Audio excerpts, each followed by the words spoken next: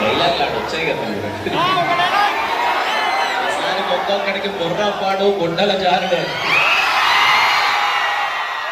Okay, ఇది correct platform కదా నాకు తెలియదు అలా, but okay, thank you so much. Very very happy ఈరోజు ఇక్కడికి రావడం. ఇంత ఎనర్జీని మీరంతా మీరు ఇచ్చిన ఎనర్జీ జెన్యున్గా చెప్తున్నా. అసలు ఎల్లుండి ఇంకా నాకు వేరే హైలో ఉంటాను. ఇంకా మాట కావాలమ్మా, తిరుపతి మజా కాదు.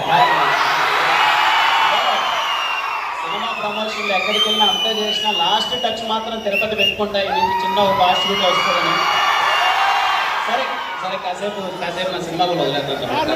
ఈరోజు ఈవెంట్ కాసేపు విజయ్ ఒకసారి సినిమా కూడా వదిలేద్దాం. కాసేపు మీద 2 minutes మాట్లాడేసేద్దాం. అంటే ఒక విషయం, ఒక నిమిషం ప్లీజ్, ఏదైనా ఒక మంచి విషయం అంటే లైఫ్లో ఏం చేయాలి ఎలా చేయాలని ఒక మంచి విషయం ఒక బాగా చిన్నప్పటి నుంచి బాగా చదువుకొని ఒక బుద్ధిమంతిగా ఉన్న స్టూడెంట్ కన్నా నాలా ఒక ఎదవ చెప్తేనే కరెక్ట్గా ఉంటుంది. లైఫ్లో ఏం తెలిసేది కాదు, గోళ అల్లరి మొత్తం 7th క్లాస్ నుంచి ఇంటర్మీడియట్ వరకు ఇదిగో ఎక్కడో ఊర్లో తెలుగు మీడియం చదివేసి బైరాపట్టణలో దిగి ఇక్కడ ఇంగ్లీష్ మీడియం ఇక్కడ ఫస్ట్ టైం ఆర్ఆర్ హై స్కూల్లో జాయిన్ అయ్యి మొత్తం నాకు లైఫ్ అంటే ఏంటి తిరుపతిలోనే నేర్చుకున్నా, సినిమా అంటే ఏంటి అనేది తిరుపతిలోనే తెలిసింది. వెళ్ళే ప్రాసెస్లో ఏం తెలిసేది కదా, గోల్ అంతే. ఎప్పుడు గోల పెట్టామని అల్లరి చేసామని కాలేజ్ అయిపోయింది.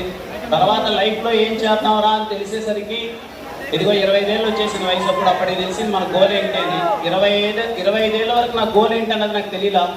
పరిగెడుతూనే ఉన్నా, అల్లరి చేస్తూనే ఉన్నా, ఇంట్లో వాళ్ళు ఇచ్చిన డబ్బులు ఖర్చు పెడుతూనే ఉన్నా. అవి కూడా అయిపోయాయి. ఇంకెవరు 25 ఏళ్ళు దాటిన తర్వాత వాళ్ళు ఇబ్బంది పెట్టేస్తారు. ఏం చేద్దామని లైఫ్లో అప్పుడు అర్థమైంది, ఓకే మనకు సినిమా అంటే ఇష్టం కదా, సినిమాలో పనికొస్తామేమో పరిగెడదామని చెప్పి వెళ్ళాను. దేవుడు పుణ్యాన ఇదిగో మీరందరూ అభిమానించడం వల్ల సినిమాలు చేస్తున్నాను. Very happy. My humble request, మీ అందరికీ తమ్ముళ్ళు అనాలో లేకపోతే ఫ్రెండ్స్ అనాలో మీ అందరికీ humble request, please I request, మీరందరూ మీ అందరి ప్రజలు అనుకోండి. మీకేం కావాలో లైఫ్లో ఇప్పుడే డిసైడ్ అవ్వండి, టైం వేస్ట్ చేసుకోవద్దు. ఇప్పుడే ఈ మినిట్ మీకు ఒకటి ఉంటుంది కదా, ఎవరైనా మిమ్మల్ని అడిగినప్పుడు ఏమవుదాం అనుకుంటున్నారు అంటే కొన్ని బయటికి చెప్పలేము. మనం చెప్తే ఏమని అనుకుంటారేమని. బయటికి చెప్పలేకన్నా మీ లోపల ఏదైతే మీరు ఏమవ్వాలనుకుంటున్నారో అదే అవ్వండి. మీరు అవుతారు, నన్ను నమ్మండి, మీరు ఖచ్చితంగా అవుతారు. ఎవరు చెప్పినా వినద్దు. మీ బంధువులు ఇలా చెప్తే అస్సలే వినద్దు. మీకేం కావాలో మీరు చూస్ చేసుకోండి అమ్మా. రైట్ నౌ అన్ని ప్లాట్ఫామ్స్లో నాకు తెలిసి చాలా మంది